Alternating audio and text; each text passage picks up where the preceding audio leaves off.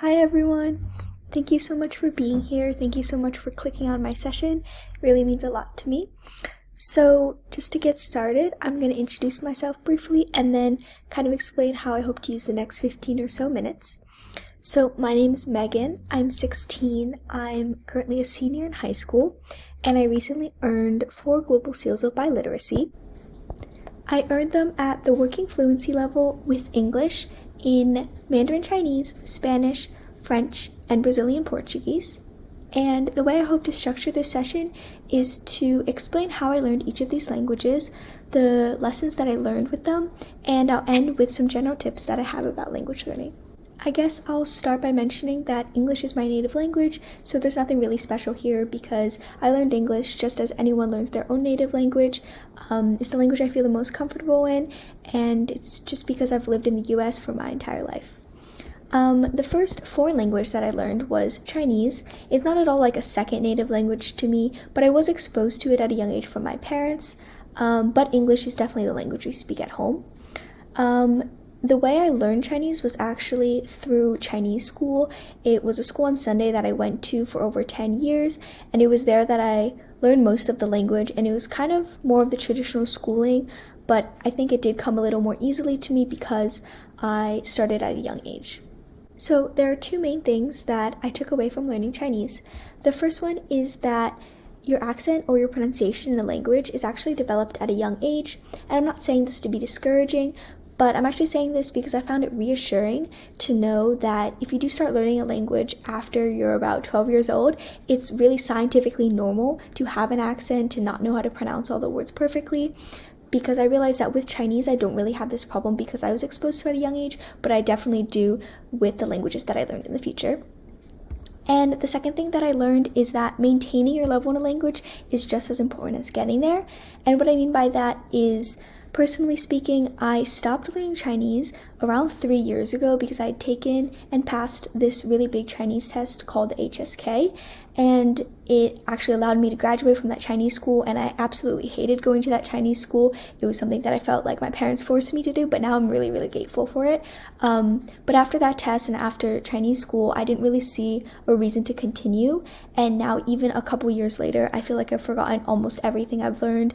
I feel like I have to relearn everything, and my advice really is just to expose yourself to the language as much as possible, even as you learn new ones, and even if you lose interest or don't feel like you really need to know that language, because you're going to be grateful in the future that you didn't give up on it or lose it. So the next language that I learned was Spanish. I started learning it in 6th grade because all the students at my middle school choose between either French and Spanish, and for the 3 or 4 years after that, it really was just a class to me. I found it more interesting than my other classes, and I did find that I was able to do quite well in it.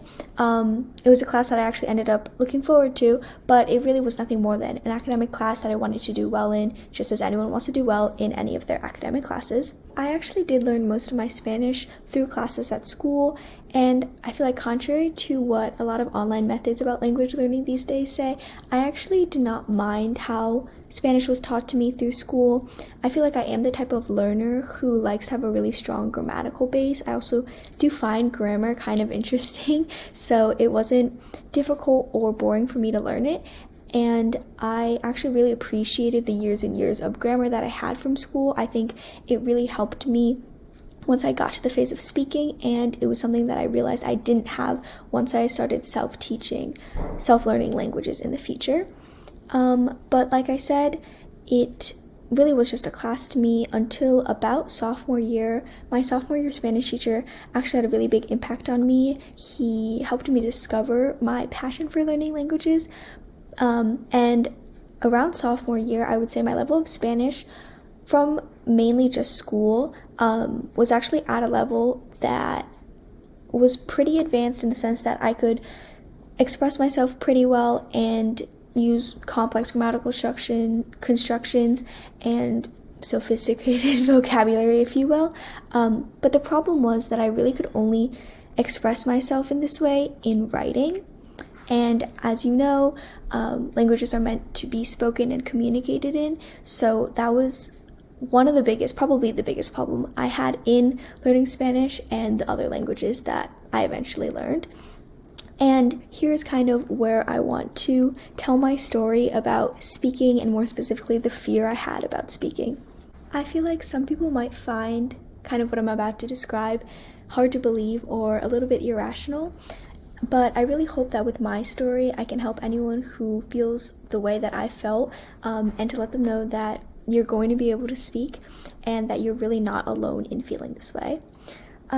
And so what I mean by fear of speaking is basically what it sounds like. I had almost a physical reaction when I had to speak in foreign languages, and as you can imagine, that contradicted with the fact that I really loved learning them. One particular instance that always comes to mind, and what I think really made me realize that I had this type of fear, was I was in Spain on a trip with my family, and we were in an Uber, and my parents prompted me really nicely just to converse with the driver, and I just could not do it. At that point, I was able to say everything I wanted to say in Spanish. It wasn't that I didn't have the vocabulary or grammar to do so. It was just I couldn't bring myself to speak. I couldn't even say hi, how are you?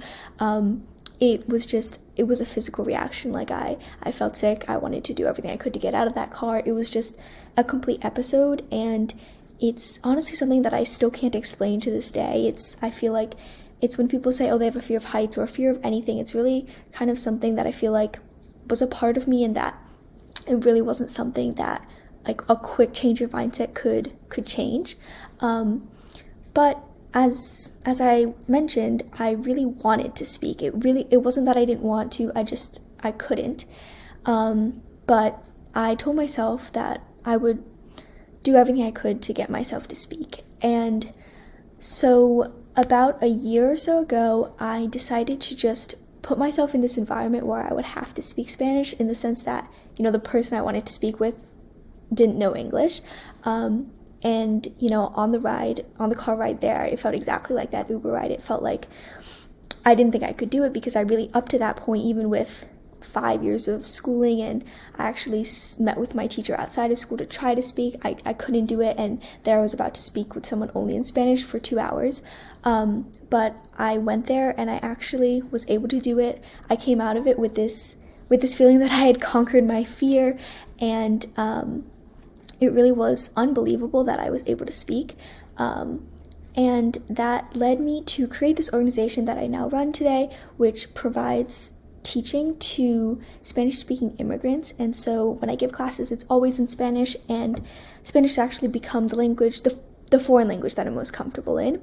And it's really just because of this one day that I wanted to conquer my fear. And my message really to those who have this fear is that you really can do it. And if people were telling me that at the time and I did not believe them, it really felt like something I could not ever bring myself to do. But now that I've spoken in 4 foreign languages and I continue to do so, it really is possible. But I also want to mention that after that one day, it's not that it was, the day before I didn't have that fear and the day before I had the fear and the day after I didn't. It really wasn't that. To this day, before any lesson I have in any language other than English, I feel really, really nervous. It's still pretty irrational. I think it's not the normal human reaction to just being a little uncomfortable. So I still have it to this day, but it's actually really rewarding to speak to someone for an hour and know that in doing so, I improved myself in that language, and I also demonstrated to myself one more time that I can do something that was really impossible for me a few years ago. As you can tell, Spanish has basically changed my life, and I've learned so much from it. Besides overcoming my fear, of course, one of the main ways that Spanish has impacted me is that it's helped me discover my passion for learning languages, and I'm so grateful to have discovered this because it brings me so much joy, and I couldn't imagine my life today without languages. And the second way is that I was able to use Spanish to help others, and it's really demonstrated to me the power of knowing how to speak in a foreign language, because I'm able to use Spanish now on a weekly basis to help immigrants pass the GED test, and this is so fulfilling to me because I'm able to use a language to actually help others, and being able to meet people and help others in their lives is now one of my biggest motivations for learning other languages. The first language that I taught myself was French, and I do have a bit more of a concrete method to give you guys instead of just saying that I went to school for all these years. So I started learning French around a year ago, but I focused on it this past summer. I began with Duolingo and Babbel, which gave me a nice introduction to the language. It gave me an idea of how sentences are formed and what the language sounds like, but it really wasn't enough, as you all probably know. And so because I know who I am as a language learner, I discovered that through Spanish. I realized that it would keep me motivated in the language if I learned some of its grammar, and that's also necessary to just be able to communicate. So I bought myself a grammar book, and that allowed me to get a really good foundation in the language. And with that, I felt comfortable enough to begin speaking, because I was able, from that type of self-learning, to get a pretty good level of comprehension. And so I basically just started speaking. I tried to speak as much as possible as I could over the summer, and I could continue to do so a few times a week during the school year right now. And I think my biggest pieces of advice or things that I really learned from French were that, firstly, online applications are a pretty practical way to begin with. They're by no means a comprehensive language program, but if you're looking for a way to start, it's somewhat engaging, and I found it like a good starting point in a language.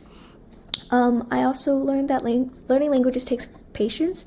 So even though I've only been learning it for a year, I'm kind of at this point where I don't feel like I'm really improving, and I always want to just get really, really fluent really quickly, as everyone does, but it's really important to know that the process, you can't rush it, and it takes patience. And that gets into my third point, which is that it's much easier to have patience if you enjoy learning the language. And so the reason why I think I'm able to spend all this time on French is because I actually really enjoy learning it. One of the main parts of my method that I actually didn't mention is that I kind of immerse myself in the language. I try to listen to podcasts or other, audiobooks, things like that, whenever I can. And these small moments in the day actually add up. It's really hard for me to say, I dedicate this hour in the night to learning languages, but, when I listen to something as I drive to school, as I drive back, when I take a break between homework assignments, things like that, that time actually adds up, and it allows me to spend a lot of time with the language actually. And my point here is that I actually enjoy doing that. If I kind of dreaded my French learning, I would not want to do it when I take a break, and I would not want to do it, I wouldn't want to watch a French show instead of an English show. And so just knowing why you're learning a language and enjoying it is super important for motivation and for success in the future. As for Portuguese, which is the fifth language I know, I learned it basically with the same method that I used with French, because I found that it worked pretty well with French. I started around, I guess, a few months ago actually, basically this summer, and it's basically the same method I used with French. I kind of gave myself a foundation in some grammar and vocab, and it wasn't too difficult for me because of my experience with Spanish. And so specifically I focus on the differences with Spanish, and I started speaking as soon as I kind of felt like I could start expressing myself. I think what's more important, and the advice I have, is kind of the things I learned from it. So the first thing I learned is to ease into speaking, and what I mean by this is that, I only started learning this a few months ago, and to already say I'm already speaking it was actually a big step for me, because it took all these years for me to start speaking in Spanish. It took me almost a year for me to start speaking in French, and for some reason I thought that after a month or two I would just be able to speak Portuguese. So I felt like I struggled more with this because I kind of rushed the process too much. So my advice is just to take the time you need before you think that you need to start speaking. My second advice is that I just learned more about who I am as a language learner. I learned that I really do need kind of a strong grammatical foundation. I found that when I learned Spanish, when I started speaking Spanish, it was actually much easier because I had all those years of grammar and vocab stored inside of my brain. But in Portuguese, I had maybe a month of that. So I know for me that I kind of need to have a pretty advanced level of grammar before I even start speaking, just so I can feel comfortable knowing that I know how to say a lot of things in the language, if that makes sense. And I also learned not to learn 2 languages at once, so I was learning French at this time, and for that reason I've actually put my Portuguese learning on hold to focus on French because it wasn't really practical, and I wanted to really get good at the languages that I know rather than just kind of collecting languages. And for that reason, I now know not to learn 2 languages at once, but that's just what works for me personally. I'm going to wrap up this session really quickly with my general tips for language learning because I know I'm already past the 15-minute mark. But yeah, these are just my tips for learning languages, and I will say that they're mostly mindset oriented because I think that that's just, with the right mindset, you can really do anything you want in life. So to that end, my first tip is to understand, accept, and embrace the language learning process. It's important to understand that the process has to start with understanding the language and then speaking it. So it's completely normal, and it's hard. It's much easier said than done, but just don't get frustrated wherever you are along the language learning process, whether it's been years and you're still in that understanding phase, because everyone learns with different methods and at different paces. So it's really just important to understand that this is everything you do is part of the process, and even if you feel like you're not improving, you really are with every minute you spend with the language. The second point relates to that. It's just to not compare yourself with others. The last thing I want from this video is for you guys to compare yourself to me, or to honestly anyone out there on the internet or people you know, because everyone learns differently, and the language learning process is really just you and your languages. You should be doing it because you enjoy it, or for another reason that motivates you, but it's really about growing as a person and learning the language. So it's just the experience with yourself and not with other people. Thirdly, this is kind of a theme that I talked about throughout the video, is just to know who you are as a language learner. It's really important for me to know that I want to start learning the grammar first with the language, and then it takes me more time than usual probably than compared to others to start speaking. So it's important to know your strengths and weaknesses. And lastly, I just want to finish with the note that you can do it. I never thought I would be here giving this session, with all these other amazing presenters that are at this event. I never thought I could say that I can speak 5 languages, that I could overcome that fear I had, things like that. So if I can do it, you guys can definitely do it. And wherever you are in your language learning process, if my story helped even a little bit, that would make it all worth it. And I really hope that you don't give up, and because just know that you're gonna make it one day, whether that's in a few weeks or a few years. At the end of the day, it doesn't matter, and the most important thing is that you're enjoying it along the way. The very last thing I want to end on is, I guess, how you guys can contact me if you have any questions. I'd be more than happy to answer them. And also, as a side note, I applied for all of my global seals as an individual because my school wasn't really cooperative. But in case you have any questions about that process, because I know it's relatively new, I did it 4 times, so I would be happy to help you with questions about that process or anything that I mentioned today. And once again, thank you so much for watching, and I hope you have a great day.